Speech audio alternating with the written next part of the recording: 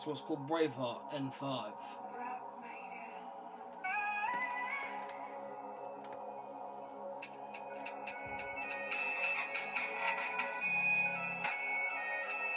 Yeah, the Dundee streets, the North Bank lights, brave at the M5 brings the fight. Red and white running deep in his veins, every match day carries the flames. Passion and might, he never back down, cheering for Arsenal all over town. From Highbury goes to Emirates Wall, he lives every goal, every tap, every score. Dundee grit, Scottish pride, standing tall with the gunners by his side, chants on his lips, scarf in the air, hearts so fearless no one can prepare. Legendaries watches, history knows, Bergkamp, Henry, rate his love all he goes. The brave heart of the M5, the fans delight. In the stands he's a storm, a beacon of light. Red and white forever, no one can deny. The spirit of the M5 will never die.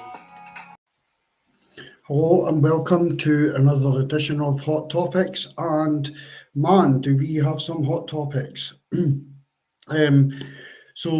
First of all, welcome to In the North Bank. Please like, subscribe. The guys are putting out amazing content at the moment. There's almost shows every single night this week. The guys are really doing overtime on this. So yeah, let's dive into this week's hot topic. And what would this week's hot topic be? How pragmatic is Mikel Arteta? And I think the conversation needs to be had. Now, before I get into this, I'm not here to sweat Mikel Arteta, not one slight bit. This is constructive criticism of my manager. This is constructive criticism. If you watch any of the shows that I've done previous, I've bigged up the Cronkies and said how they finally stepped up. They've been able to get the squad that we've all been dreaming of getting. And now we just need to go over the line. And there can't be excuses for not getting over the line now, regardless of what Liverpool spent or other teams have spent. We have waited to get to this point. And so for me, first and foremost, Arteta, you've done an amazing job to get us to this point, and I'm grateful. I rate him as a manager. I want to succeed with Arteta. I want us to win trophies with Arteta. However, he ain't getting away with that yesterday, not in the slightest. So to get straight into it, I'm going to go to the lineup. And here we are. Now, I was excited before the game. I'm sitting there, I've got my thinking hat on, Arsenal glasses on. I'm thinking 5-0 Arsenal. We absolutely demolished them at the Emirates this time last season. Our squad's got better. I don't think they've improved massively. We have. So we had options all over the park. So for me, I thought, yeah, this is going to be a good one. I'll really go for it. And that'll be it. So the team lineup's come out, and I'm deflated. I'm actually angry. I'm angry before the game has even kicked off. I see this lineup, and I'm raging. I'm thinking we're not winning this game today. We are not winning this game today. So let's go through it. We've got Ray in goal. You would expect that. Timber, 100%. Saliba, I kind of felt, yes, he's our Rolls Royce defender.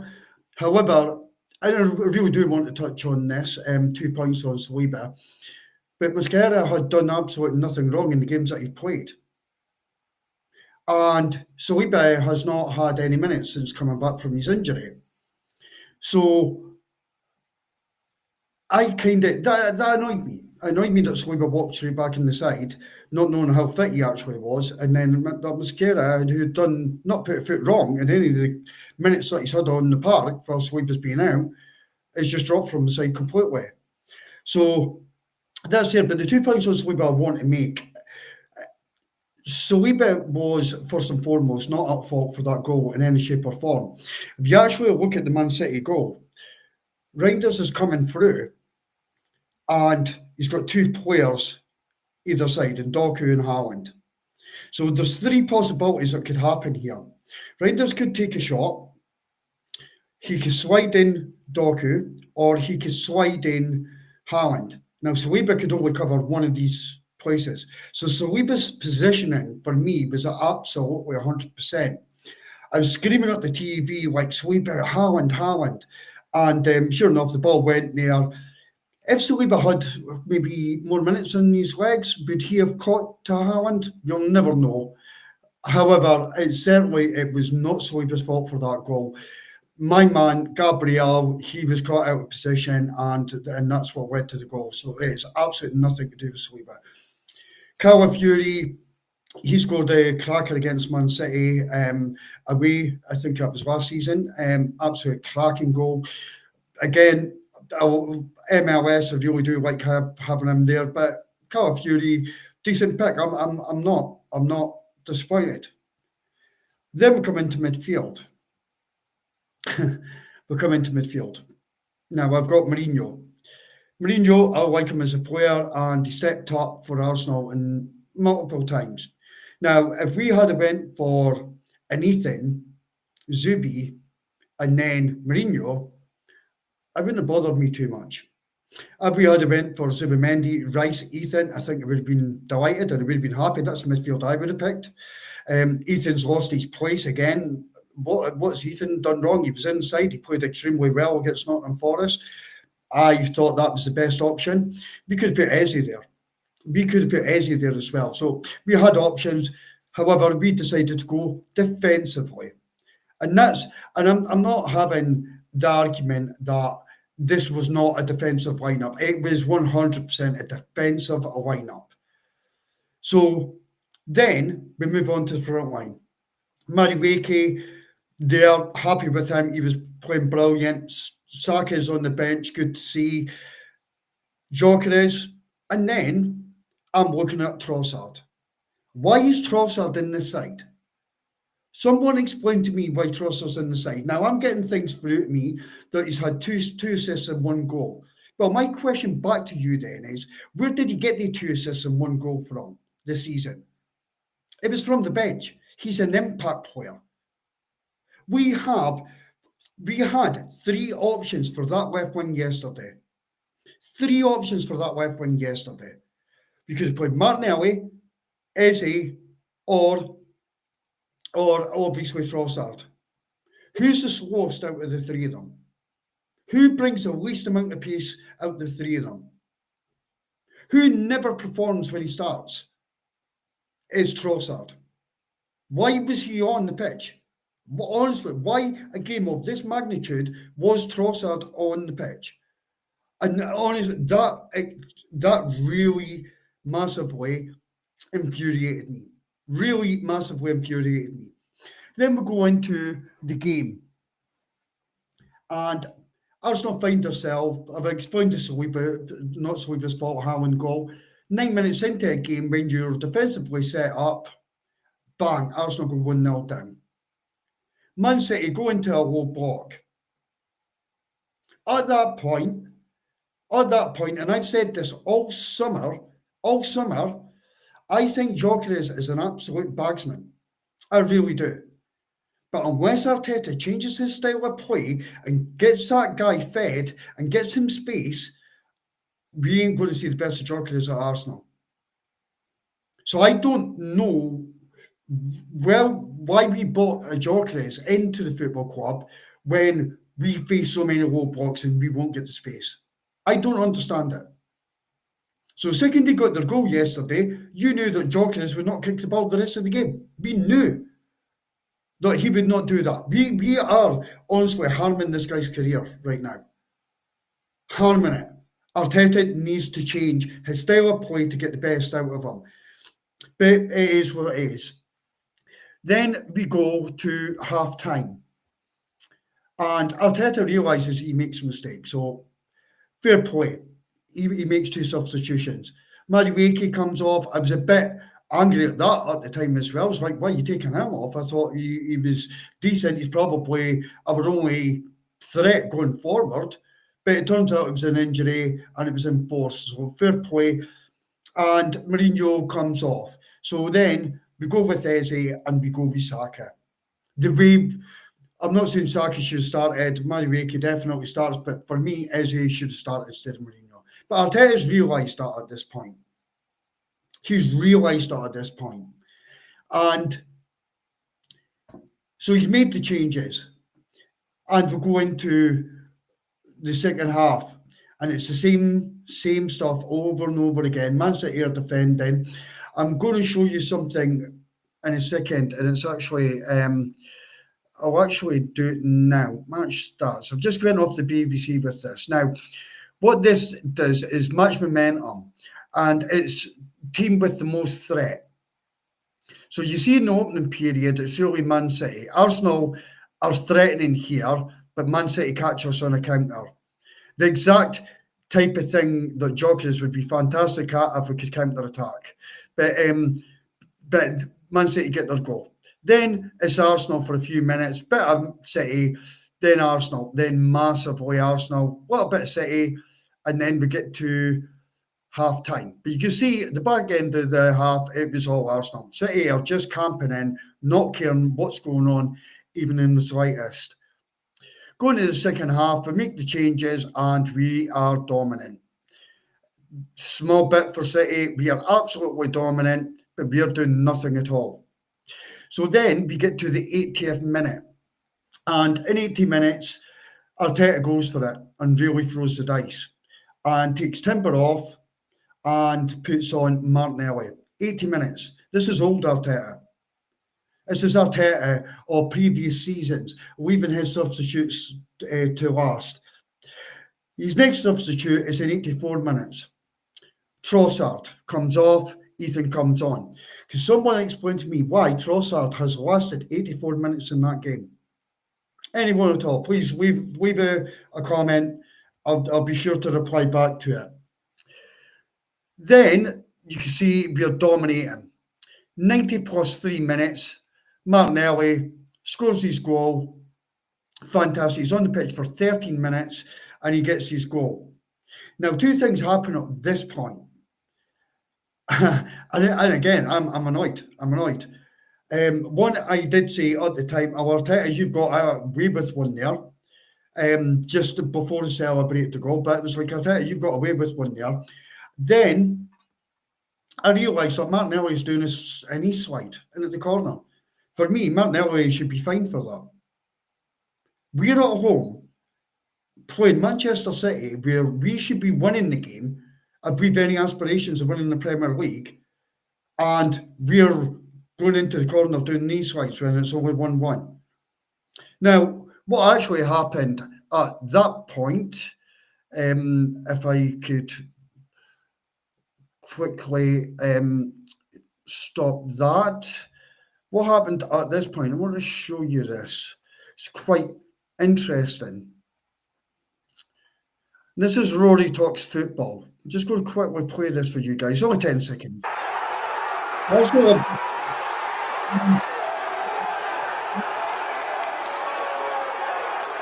he's doing. He's got the mentality to grab the ball, not celebrate, and run back to the halfway line.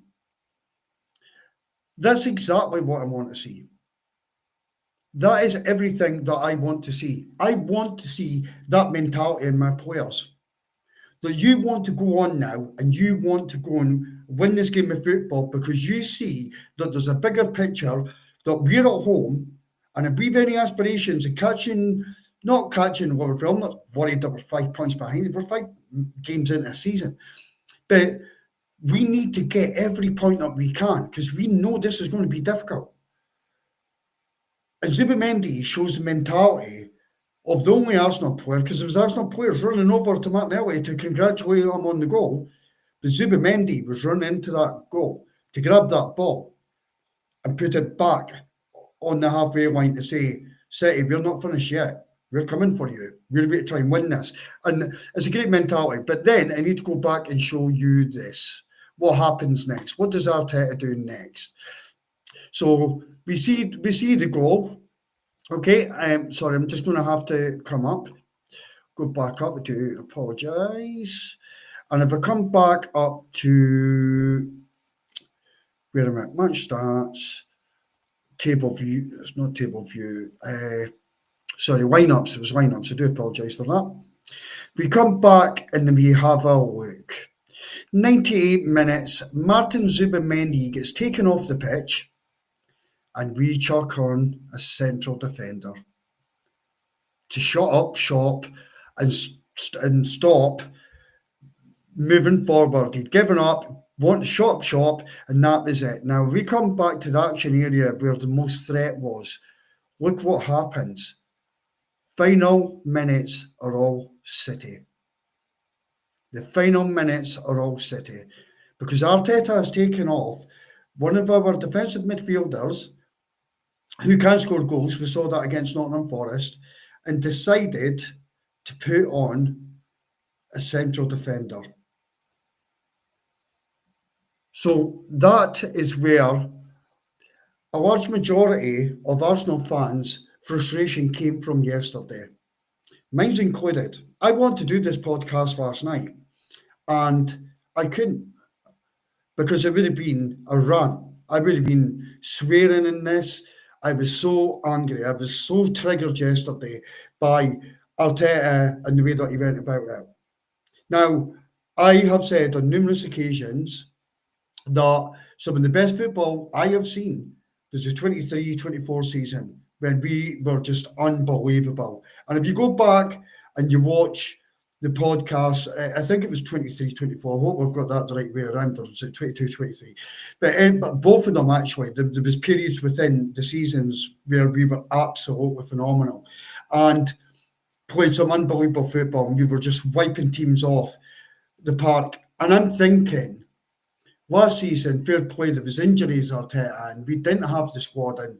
And I could add context to like the things that you were doing. And I appreciated you getting me to the semi-finals of the Champions League. I don't blame you for tactics or anything why we didn't get to the final. I thought we should have got to the final, but I didn't blame you for any of that because context was the number of injuries, etc., that were there. But everyone should be subject to criticism. And right now, Arteta deserves every single bit of criticism that I'm giving him. And I would say way over 50% of the Arsenal fan base.